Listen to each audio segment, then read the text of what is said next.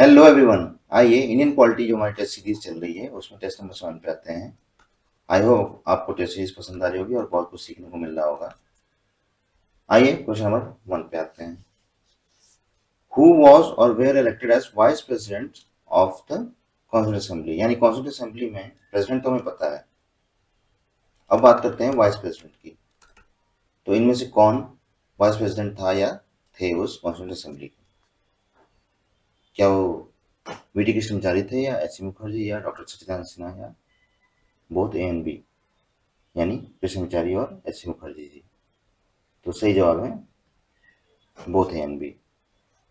Doctor Sachchidanand Sinha को temporary president बनाया गया था कॉन्स्टिट्यूंट असेंबली का। बाद में Rajendra Prasad ji president of assembly elect किए गए थे। और असेंबली में दो वाइस प्रेसिडेंट्स थे, एस सी मुखर्जी और वी टी कृष्णमाचारी। आइए क्वेश्चन नंबर 2 पे चलते हैं। Select the incorrect statement regarding changes made in the position of assembly by the Indian Independence Act of 1947 and related happenings. First option is the Muslim League members withdrew from the Constituent Assembly for India. B. The total strength of the assembly came down to 299 as against 389 originally fixed in 1946 under the cabinet mission plan. C. The two functions of the assembly, making of the constitution for free India and enacting of the ordinary laws for the country, continued till 26 January 1950. Or option number D. The two functions of the assembly, making of the constitution for free India and enacting of the ordinary laws of the country, were performed on separate days. यानी जो India independence act 1947 था वो उसकी वजह से क्या changes आए थे असेंबली में और उससे रिलेटेड क्या क्या चीजें हुई थी।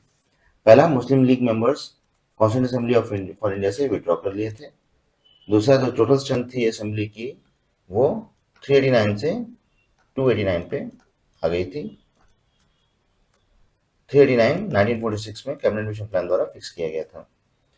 सी, जो दो फंक्शंस थे असेंबली के, पहला कॉन्स्टिट्यूशन बनाना और दूसरा ऑर्डिनरी लॉज बनाना देश के लिए, वो 26 जनवरी 1950 तक चला था जब तक कि कॉन्स्टिट्यूशन कमेंस नहीं हुआ था। और ऑप्शन डी, जो दो फंक्शन थे असेंबली के, जैसे कि मैंने बताया कॉन्स्टिट्यूशन बनाना और एनेक्ट करना, वो अलग अलग दिन परफॉर्म करते थे। तो सही जवाब है, इनमें से हमें बताना है कि इनकरेक्ट कौन सा है। सही जवाब है सी, यानी ये 26 जनवरी 1950 तक नहीं बल्कि 26 नवंबर 1949 तक ये चीजें कंटिन्यू की थी, दोनों काम करना जो असेंबली का था। आइए अगले क्वेश्चन पे आते हैं, क्वेश्चन नंबर 3 पे। Which of the following phrase is not mentioned in the preamble of the constitution. यानी कॉन्स्टिट्यूशन के प्रीएम्बल में कौन से वर्ड्स थे या कौन से फ्रेजेस हैं इनमें से दिए हुए जो नहीं मेंशन्ड है? Welfare of the people, dignity of the individual, दोनों, ए बी, या unity and integrity of the nation. कौन सा नहीं मेंशन है? तो सही जवाब है welfare of the people. Dignity of the individual mentioned है, unity and integrity of the nation mentioned है। और ये रहा आपका प्रीएम्बल जिसकी हम अभी बात कर रहे थे। इसमें डिग्निटी ऑफ द इंडिविजुअल है और unity integrity of the nation है। अब आइए अगले क्वेश्चन पे आते हैं, question number 4। Order of the business committee was headed by, यानी order of the business committee को किसने हेड किया था? चार ऑप्शन है, doctor Rajendra Prasad, K M Munshi, Jawaharlal Nehru, Sardar Vallabh Bhai Patel. तो सही जवाब है doctor K M Munshi. Order of the business committee को हेड किया था जो कि एक माइनर कमेटी थी, doctor K M Munshi ji. अब आइए क्वेश्चन नंबर 5 पे आते हैं। ये स्टेटमेंट बेस्ड क्वेश्चन है। स्टेटमेंट 1 ये कह रहा है कि power of parliament to diminish the area of a state under article 3 does not cover the cession of the Indian territory to a foreign country. और स्टेटमेंट 2 है, Indian territory can be ceded to a foreign state only by amending the constitution of India under article number 368। अब इसमें एक से ज्यादा concept आपके clear होने चाहिए समझने के लिए। आर्टिकल नंबर 3 स्टेट्स की एरिया बढ़ाने घटाने के लिए एम्पावर करता है पार्लियामेंट को, डिमिनिश करने के लिए देता है, उसका नाम, स्टेट का नाम बदलने के लिए देता है, दो स्टेट्स को मर्ज करने का पावर देता है, एक्सेट्रा। तो ये जो पावर है आर्टिकल नंबर 3 के अंदर पार्लियामेंट के पास, वो ये भी पावर देती है कि इंडियन टेरिटरी से कोई भी टेरिटरी किसी फॉरेन कंट्री को ट्रांसफर की जा सके आर्टिकल नंबर 3 के अंतर्गत। यानी आर्टिकल नंबर 3 के अंदर ही ये पावर है पार्लियामेंट के पास कि कोई भी एरिया इंडिया का किसी दूसरे कंट्री को दिया जा सके। पहला स्टेटमेंट ये कह रहा है। और स्टेटमेंट 2 ये कहता है कि Indian territory can be ceded to a foreign country, यानी अगर हमें कोई भी टेरिटरी इंडियन टेरिटरी किसी फॉरेन स्टेट को देना है तो वो सिर्फ और सिर्फ कॉन्स्टिट्यूशन को अमेंड करके हो सकता है, वो भी आर्टिकल नंबर 368, यानी अमेंडमेंट के थ्रू आएगा, वो भी आर्टिकल नंबर 368 के थ्रू ही होगा। तो इनमें से कौन सा स्टेटमेंट सही है? फिर से एक बार इसको समझने की कोशिश करते हैं। The statement one is saying that power of parliament to diminish the area of a state under article 3 does not cover the cession of the Indian territory to a foreign country. और statement two ये कह रहा है कि Indian territory can be ceded to a foreign country only by amending the constitution that too under article 368। यानी पहला statement ये कह रहा है कि पार्लियामेंट का जो पावर है किसी भी स्टेट के एरिया को डिमिनिश करने का, वो ये पावर नहीं दे रहा कि वो जो हमारा पार्लियामेंट है वो स्टेट की टेरिटरी को किसी फॉरेन टेरिटरी को दे रहे हैं, ये पावर नहीं है, ऐसा स्टेटमेंट वन कह रहा है।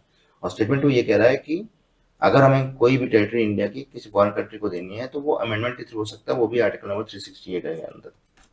तो सही जवाब है सी, यानी दोनों स्टेटमेंट्स सही हैं। अब आते हैं क्वेश्चन नंबर 6 पे। फर्स्ट कमीशन की कमीशन ने स्टेटमेंट वन कह रहा है कि state the commission suggested the evolution of fourth classification of the states and union territories, जो कि ओरिजिनल कॉन्स्टिट्यूशन में था। Statement 2, the Commission suggested creation of 16 states and 3 centrally administered territories. Statement 3, 14 states and 6 union territories were created on November 1, 1956. यानी first वाली commission के regarding जो सवाल है उसमें ये पूछा गया है, ये स्टेटमेंट्स दी गई हैं। स्टेटमेंट ये कह रहा है कि फोर्थ क्लासिफिकेशन था स्टेट्स और यूनियन टेरिटरीज का, उसे अबॉलिश करने के लिए कमीशन ने रिकमेंड किया था। और इस कमीशन ने रिकमेंड किया था 16 स्टेट्स को और 3 यूनियन टेरिटरीज को। और स्टेटमेंट 3 ये कह रहा है कि 14 स्टेट्स और 6 यूनियन टेरिटरीज जबकि क्रिएट किए गए थे नवंबर 1, 1956 में। तो सही जवाब है 1, 2, 3, यानी फर्स्ट कमीशन ने ये रिकमेंडेशन दिए थे, हालांकि रिकमेंडेशन के बावजूद ये हुआ था। अब आते हैं क्वेश्चन नंबर 7 पे। Article 2A read Sikkim to be associated with the union of India. Statement 2 कह रहा है कि article was inserted by 35th constitutional amendment act of 1974 और यही article this article was later omitted by 36th constitutional amendment act of 1965। यानी statement ये कह रहा है कि आर्टिकल नंबर 2A सिक्किम के बारे में बताता था कि वो यूनियन का पार्ट रहेगा। आर्टिकल 35 से उसे लाया गया था इस आर्टिकल को आर्टिकल 3 और 36th अमेंडमेंट एक्ट से इसको हटा दिया गया था। तो सही जवाब है बोथ, ऑल 1, 2, 3 आर करेक्ट। अब आते हैं क्वेश्चन नंबर 8 पे। Which article leads persons voluntary acquiring citizenship of a foreign state not to be citizens. यानी कौन सा आर्टिकल ये बताता था कि वो पर्सन्स जिन्होंने दूसरे स्टेट की सिटीजनशिप यानी किसी फॉरेन कंट्री की सिटीजनशिप को एक्वायर कर लिया था वो इंडिया के अब सिटीजन नहीं रहेंगे। तो सही जवाब है आर्टिकल नंबर 9, और कॉन्स्टिट्यूशन में आर्टिकल नंबर 9 इस तरह से मेंशन है। अब आते हैं क्वेश्चन नंबर 9 पे। ये भी स्टेटमेंट विद क्वेश्चन है। स्टेटमेंट 1 ये कह रहा है कि citizenship 1955 provides for acquisition and loss of citizenship after the commission of the constitution, और originally the citizenship act 1955 also provided for the Commonwealth citizenship, but this provision was repealed by Citizenship Amendment Act of 2003। ये question previous test में था, देखते हैं कितने लोग इसको लगा पाते हैं, और मैंने उसमें एक्सप्लेन भी किया है जो चीज़ें एक्सप्लेन करने लायक थी। तो सही जवाब है इसका सी, यानी दोनों स्टेटमेंट्स सही हैं। अब आते हैं क्वेश्चन नंबर 10 पे। ये भी स्टेटमेंट में क्वेश्चन है। The part 3rd of the constitution is described as Magna Carta of India and the statement 2 is fundamental rights are justiciable. तो इनमें से कौन सा स्टेटमेंट सही है? यानी पार्ट 3rd जो है कॉन्स्टिट्यूशन का उसे मैग्ना कार्टा बोला जाता है इंडिया का, और फंडामेंटल राइट्स जस्टिशिएबल है।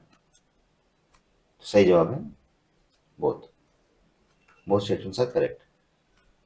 जस्टिशिएबल का मतलब ये होता है कि कोर्ट्स इसे एनफोर्स कर सकती हैं। आई होप आपको ये सीरीज पसंद आ गई। बाकी कोई क्वेरी या सजेशन आप लिख सकते हैं। Thank you very much.